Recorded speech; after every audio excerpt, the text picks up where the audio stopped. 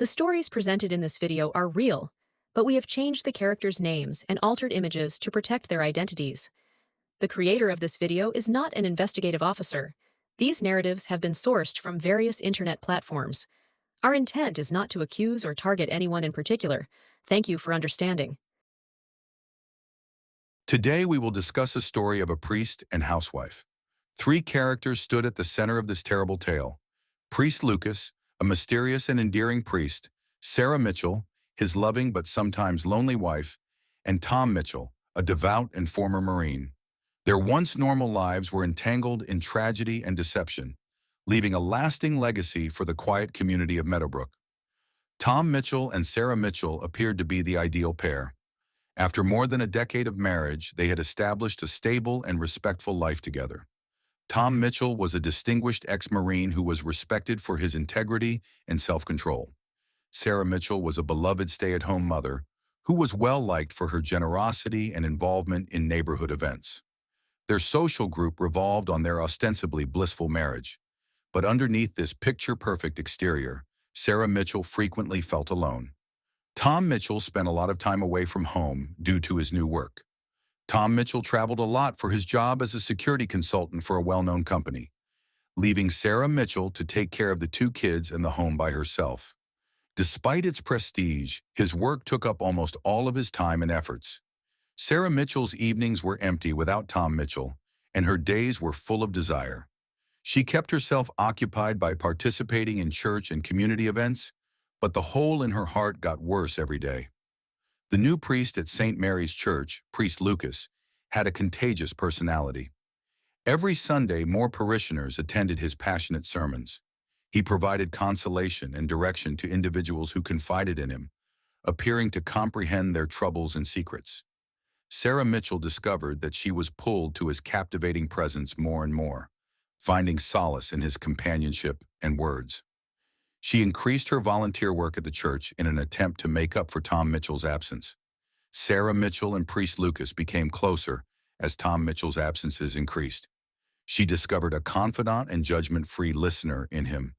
Their talks became increasingly intimate and personal. Beneath his kind exterior, Priest Lucas has his own goals and secrets.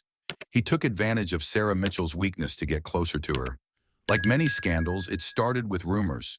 Since Meadowbrook was a tiny town, keeping secrets was difficult. Ignoring the increasing intimacy between his wife and the priest, Tom Mitchell concentrated on his rigorous work. He took great pride in his profession, which involved developing security plans for powerful customers and guaranteeing their safety in a dangerous environment. Still, he was blind to the worst danger that was growing within his own walls. As the new parish priest in Meadowbrook, Priest Lucas gained popularity right away. His presence was consoling, his counsel intelligent, and his teachings impassioned. He had a special talent for relating to his parishioners and providing support and direction when they needed it. Sarah Mitchell, who is very devout and committed in the church, was drawn to Priest Lucas because of his warmth and charm. Priest Lucas and Sarah Mitchell's romance started out innocently enough. Because of Tom Mitchell's frequent absences from work and community service, Sarah Mitchell was experiencing emotions of loneliness and turned to the church for support. Priest Lucas, who was usually kind, ended up being her confidant. Their talks became increasingly intimate over time, originally focused on faith and personal challenges.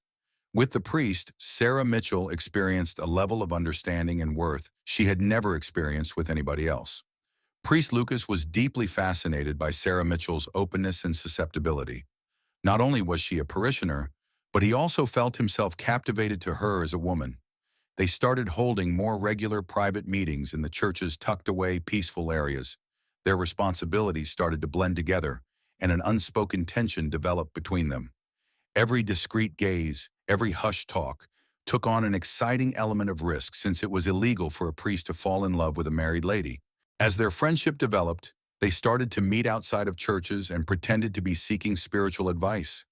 Priest Lucas and Sarah Mitchell used to go on long walks together in the country, laughing and sharing secrets during their talks. Their hand contact and the lingering touches that followed sparked great yearning, were the physical manifestation of their immediate emotional connection. Their bodies were crushed together in the darkness as they became engrossed in a passionate romance, their pulses pounding with the excitement of forbidden love. Every covert gathering was infused with the thrill of what they were accomplishing, crossing boundaries and yielding to the strong attraction that united them. The awareness of their affair and the weight of their secret served as a continual reminder of the limits they were crossing. Their forbidden love was all the more seductive because of the stigma surrounding their relationship, which permeated every touch, every word, and every alone time. Sarah Mitchell and Priest Lucas's affair consumed their thoughts and behaviors as it got more intense.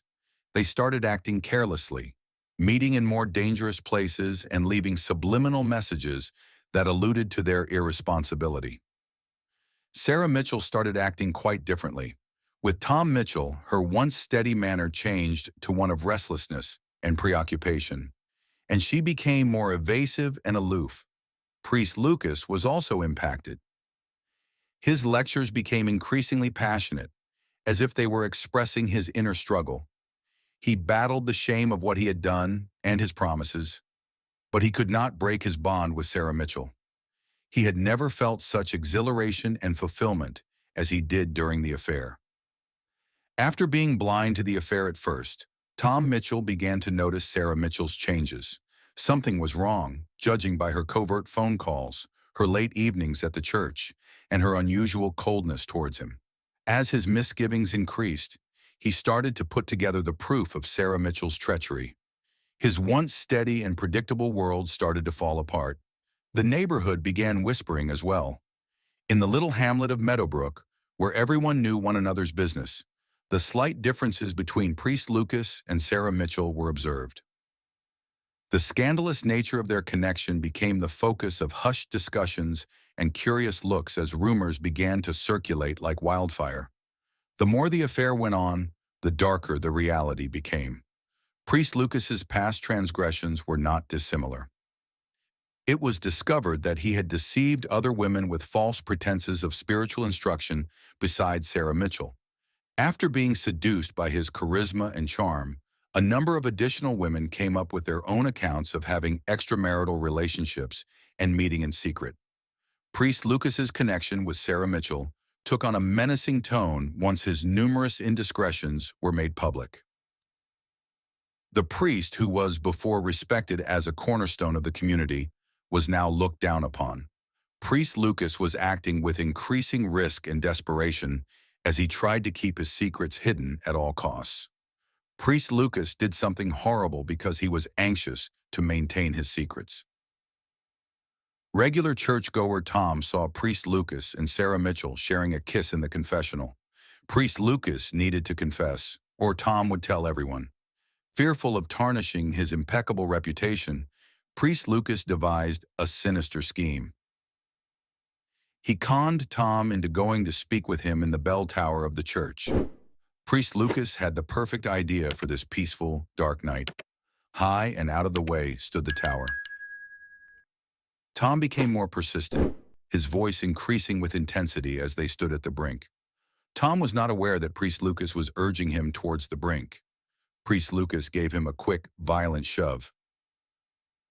Tom lost his footing and his arms flailed, trying to find something to cling onto when his eyes opened wide. However, nothing was present. The sound of his scream pierced the still night as he plummeted. It felt like an eternity until he touched the earth. The awful thump of Tom's corpse reverberated through the darkness. He was covered in blood, his body twisted in strange directions.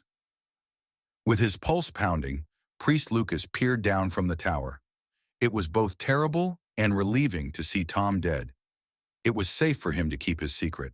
He made sure no one observed what had transpired by hurriedly descending the tower. He brought Tom's body to a secret location in the church basement, confident he was alone.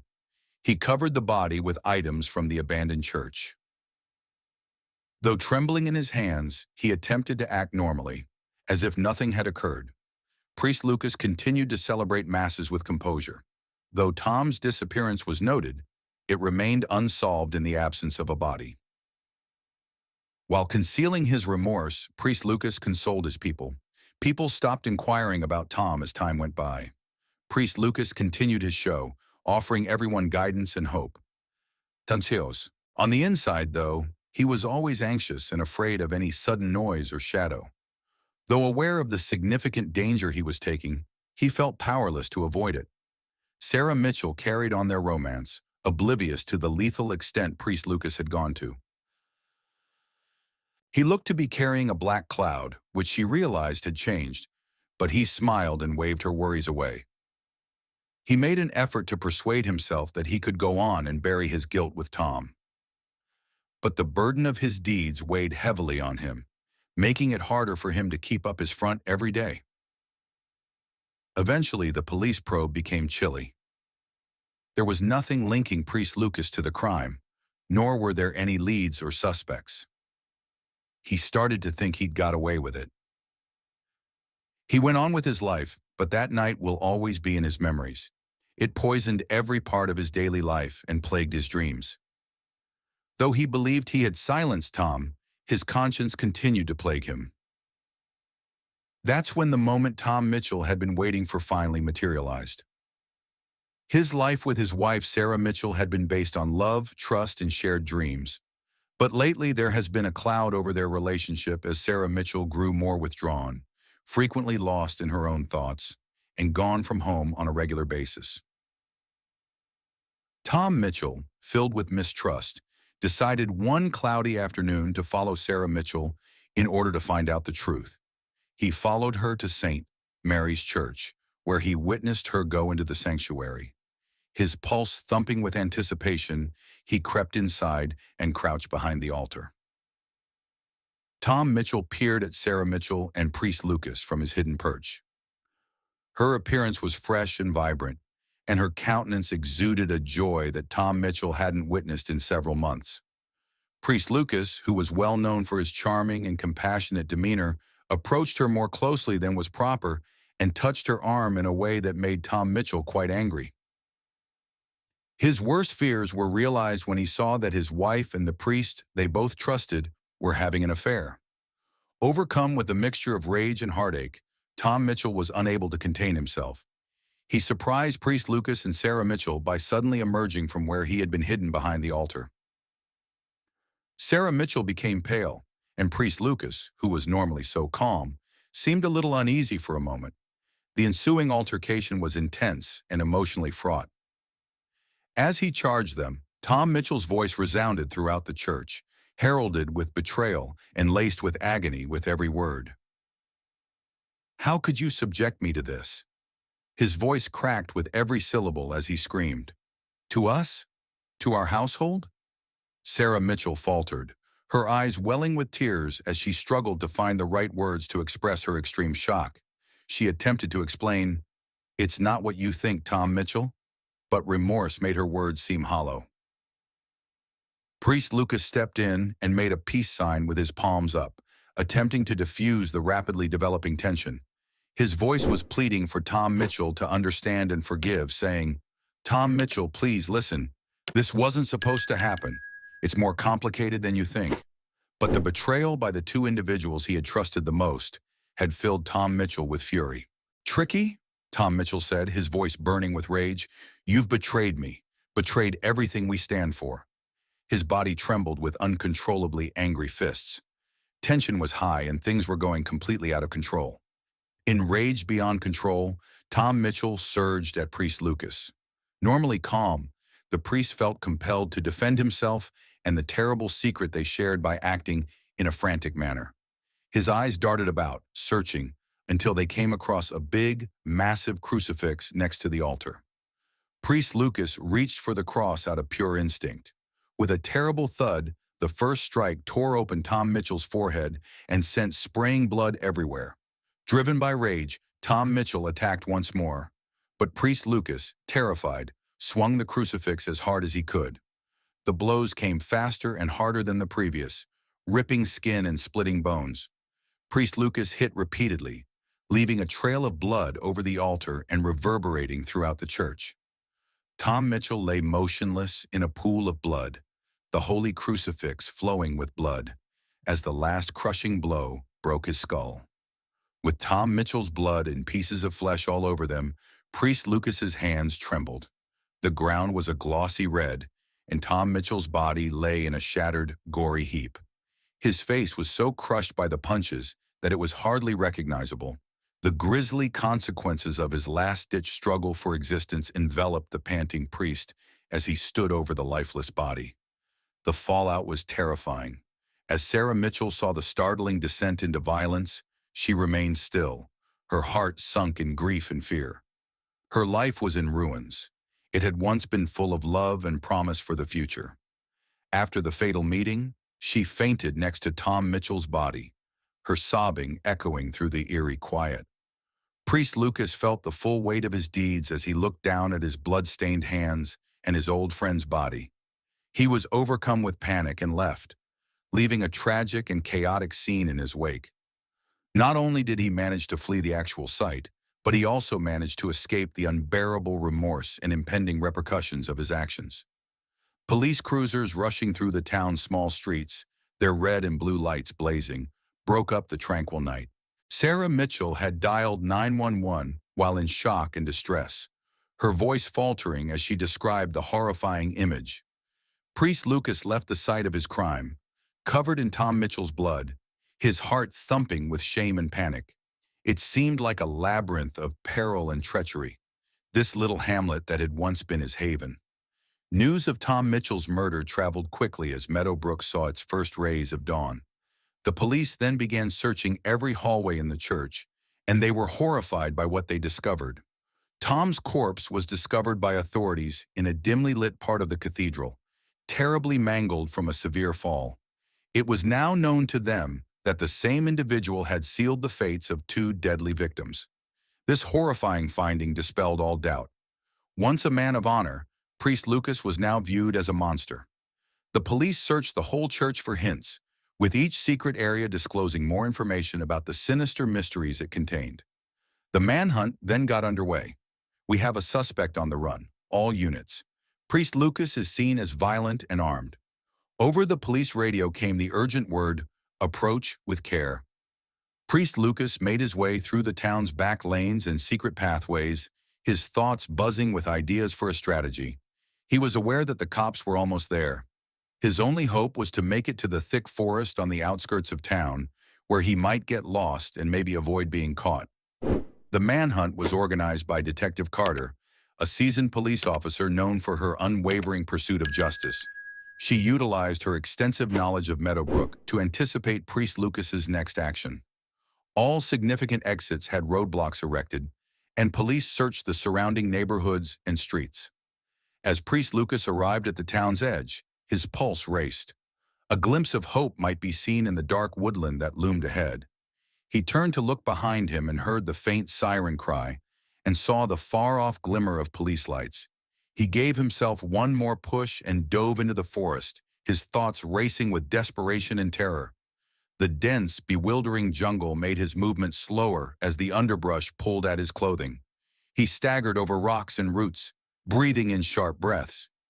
He jumped at the sound of every rustling of leaves or snap of a twig, thinking the cops were coming. The truth of what he had done started to consume him, and his thoughts were a jumbled mixture of self-preservation and shame. Detective Carter was gaining ground quickly. Her spotlights piercing the mist of early dawn, she led a group of cops into the woodland. The intensity of the hunt was mixed with the aroma of moist ground and pine. Normally a peaceful location, the woodland felt to Priest Lucas now like a trap closing in. Detective Carter said, "Spread out. He can't have gone far," in a steady, resolute voice. She was aware of their closeness. There was a visible track made of broken branches and disturbed foliage. Eager to capture their prey, the tracking trained dogs yanked on their leashes and growled. As Priest Lucas ventured more into the forest, his strength began to diminish. Thoughts of his horrible crime, guilt, and escape rushed through his head. He couldn't help but think about Sarah Mitchell, the one who had unintentionally started all of these terrible things. The burden of his transgressions became intolerable, and he contemplated carrying out one more, desperate deed to avoid punishment. The sound of police dogs barking suddenly filled the room. Priest Lucas felt a wave of panic rise in him As he realized his time was running short, he started running desperately, but his judgment was impaired by fear and tiredness. As he staggered into a clearing, the police flashlights' blazing rays greeted him. "Freeze! Please raise your hands so we can see them." Detective Carter's strong and forceful voice rang forth. Panting and dejected, Priest Lucas lifted his hands, stained red with blood. The weight of his axe crushed him as he dropped to his knees. He was soon encircled by the cops, who handcuffed him. He felt the cold metal slice into his wrists as they carried him away. It was a physical representation of his guilt. Priest Lucas tried desperately to end his own life in a state of complete despair. He tried to put an end to his suffering by lunging for a sharp rock while the cops were preoccupied. But the cops didn't hesitate to intervene, dragging him back and tightening his restraints. His suffering was exacerbated by his botched suicide attempt. Meadowbrook, a formerly peaceful village, was seeing the dramatic capture of its fallen priest as the sun rose higher in the sky. Priest Lucas was guided away, his terrible axe sealing his own doom. Although the manhunt was over, the community's wounds would not heal for years. When Priest Lucas was brought into detention, remorse and hopelessness clouded his thoughts. The evidence was strong, and the trial proceeded quickly. He received a life sentence without the chance of release. The truth of his predicament dawned on him as he sat in his cell. He was always reminded of his transgressions and the life he had wrecked by the concrete walls and iron bars. Priest Lucas had to deal with his conscience every day while he was incarcerated. The icy truth of his deeds confronted his attempts to find atonement. He was troubled by the other prisoners' murmurs, his alone, and the awareness of the suffering he had brought about. Though he had attempted to evade punishment, he would now have to face it head-on for the rest of his life. Though Priest Lucas's treachery and the sad events that followed were long in the past, the community of Meadowbrook gradually started to mend. The church, which had previously provided comfort, now served as a symbol of the gloom that had momentarily engulfed their community. Priest Lucas was therefore serving his life sentence while being tormented by memories of his past, his botched attempt to flee, and an unceasing reminder of his unavoidable guilt. Was Tom Mitchell ever able to fathom the extent of the treachery that lay ahead of him? Was a tragic conclusion to Sarah Mitchell's quest for comfort inevitable? And Priest Lucas, whose desperate deeds and sinister secrets split a society in two? How can Meadowbrook recover from such extreme destruction? We appreciate you coming along to discover this terrifying story. For more real crime story documentary, visit our channel. The stories presented in this video are real, but we have changed the characters' names and altered images to protect their identities. The creator of this video is not an investigative officer. These narratives have been sourced from various internet platforms. Our intent is not to accuse or target anyone in particular. Thank you for understanding. A huge duffel bag was found abandoned on October 17, 2015, in rural Greene County, along a barren section of Highway 12. An old guy contacted 911 after becoming suspicious of the bag. The exceptionally hefty luggage was difficult for them to lift when the responding officer arrived. They opened the bag to continue their investigation, and what they found would haunt them for the rest of their lives. The mixed family with an apparently flawless exterior, the Carter Brown family, was at the center of this catastrophe. November 12, 1982, saw the birth of Michael Carter, a prosperous businessman in his late 40s in Jacksonville, Florida. Michael was brought up in a middle-class home with strong morals and a diligent work ethic. He was raised with a sense of duty and ambition by his parents, who were also his high school sweethearts. Michael had a calm tenacity about him from an early age, which would come in handy for his future pursuits. Michael gained a reputation as a rising star in his industry as he matured and showed off his charm and innate leadership qualities. 6 years ago, he wed Samantha Brown, a stunning and endearing lady in her mid-30s. With their children from past marriages, Michael Carter and his ex-wife, Laura Carter, they had become a close-knit family. Their journey started in 1990, more than 20 years ago, when they were young and full of ambition, pursuing their goals in the fast-paced metropolis of New York.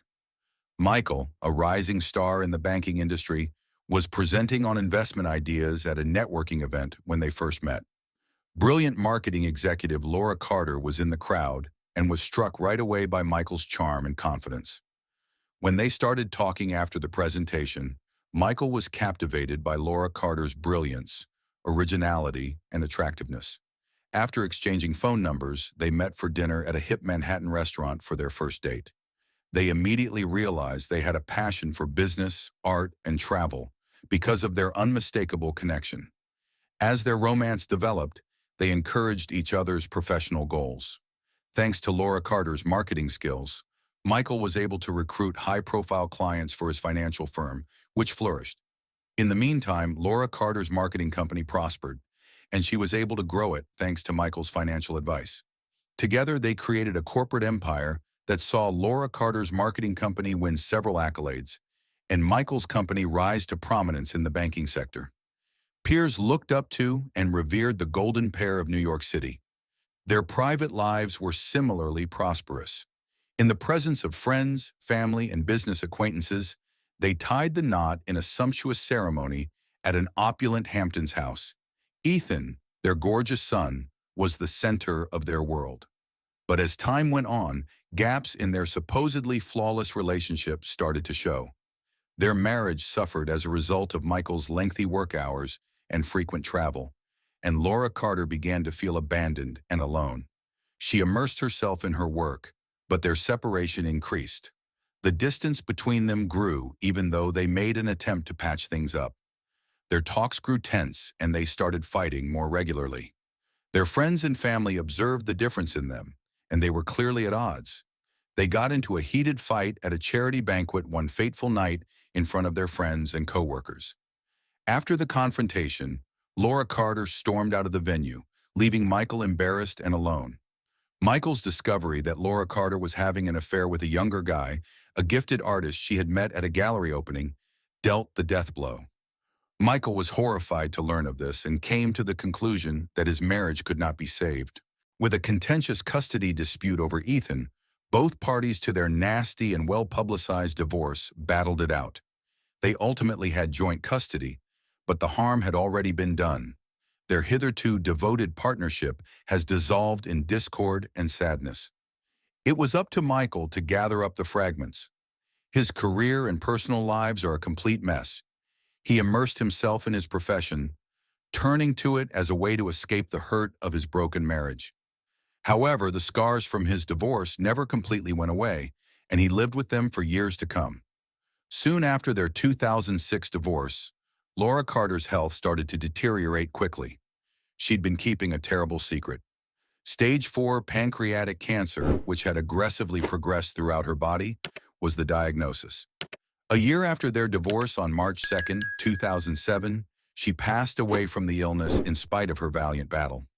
Even though their ending was turbulent, Michael was astonished and devastated to learn of her dying. He had always loved her, and her passing awakened a range of feelings he had long since repressed. He witnessed the effects of her death on his son, Ethan, who was finding it difficult to deal with his mother's passing when he went to her burial. Michael got to know Samantha Brown in 2008 while working through his loss. Samantha was a friend of a friend and a calm and lovely person. She had lost her spouse in a horrific accident only a few years earlier, leaving her a widow herself. Michael was pulled to her warmth and compassion as they became close through their common experiences of heartbreak and loss. Michael was reluctant to be married again at first, but he soon realized that he was falling in love with Samantha. He was happy to have her back in his life since she made him feel happy and lighthearted again. In 2009, they tied the knot in a private ceremony attended by close friends and relatives. Ethan, Michael's 22-year-old son, was an extroverted and charming young man who had always shared a tight bond with his father. Mia, Samantha's 25-year-old daughter, was a beautiful, vibrant young woman who had taken the family by storm.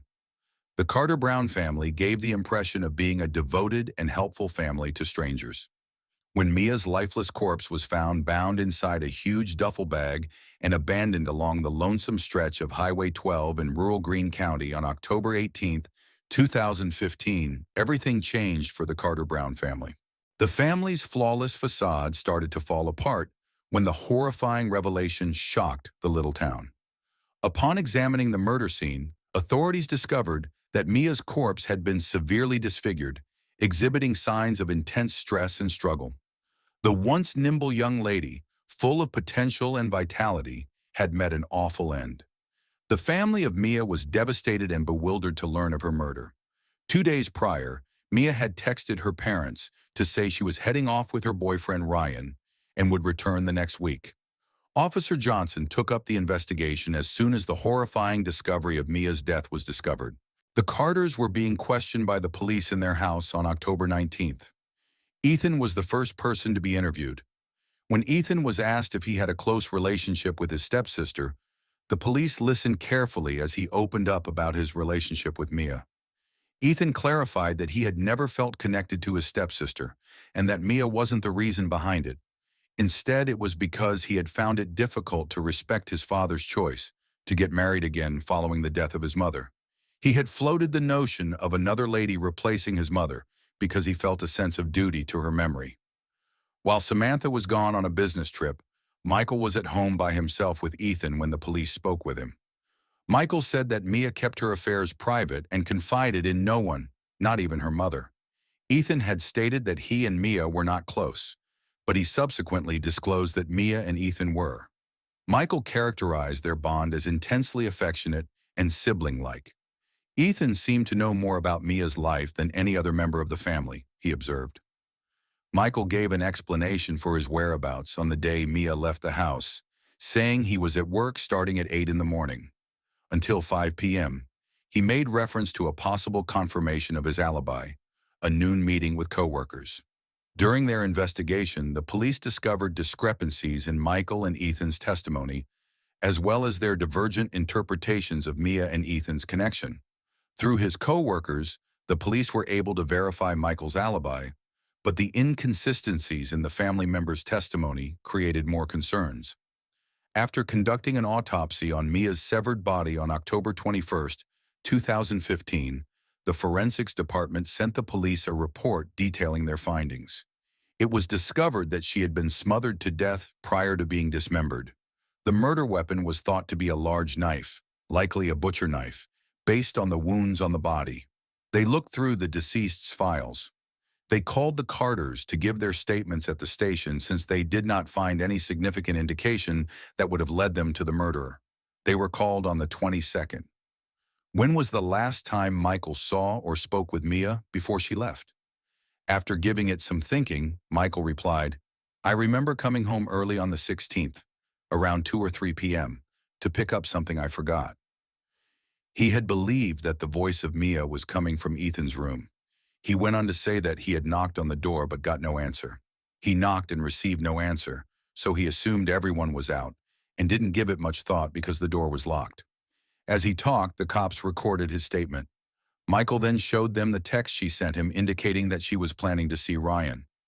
When they inquired about his identity, Michael said that he was Mia's boyfriend. She had never texted him about such things or her previous adventures with him, he said, so he thought it was odd. After questioning him, Ethan provided the police with his address, which they discovered right away, thanks to a fresh lead. Ryan Cooper was taken into custody and interrogated. When they questioned him about why he killed Mia, he denied it, saying that he had no intention of killing someone he had once loved. He continued by saying that they had broken up 2 months ago, which was the last time he had seen her. A week before to the murder, they investigated his activities and verified the alibi he gave for his actions on the 16th, the day the victim departed the house. After they verified it, they released him. The police had now returned to the start. Lead was absent. The deceased person's phone, whose number her stepfather had given them, was located in a garbage pile not far from the site where the corpse had been discovered, so they were unable to track it. After reviewing the case file once again and verifying the statements they had obtained, they decided to concentrate on Ethan, Michael's son. Despite his claims to be distant from the victim, he appeared to know more about her than her stepfather, including specifics about her partner. On October 23rd, 2 police officers paid a visit to the Carter Brown home the next day. Ethan was called into the living room this time and asked where he had been the day the dead had departed the house. Ethan said he spent that day at a friend's house. They questioned Ethan about his activities between 1 p.m. and demanded further information, and 3 p.m. the day. They observed that he paused before replying. In response, he said he had been sleeping at home. He was suspected of lying by the police. They looked through the book, which had his father's written claim that he had knocked on Ethan's door and received no response. They started to go further. Ethan responded to their inquiries. The police chose to get in touch with the people Ethan had given as references in order to conduct a comprehensive investigation of his alibi. But when they contacted these connections, they learned something unexpected.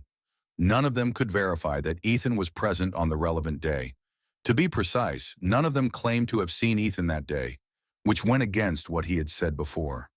Suspicions were aroused by this fresh information. Therefore, the police proceeded to expand their investigation. In an attempt to obtain further information, they asked to view the CCTV video that was captured by nearby cameras when the Carters were living there. They obtained the tape, watched it closely, and came to an important conclusion.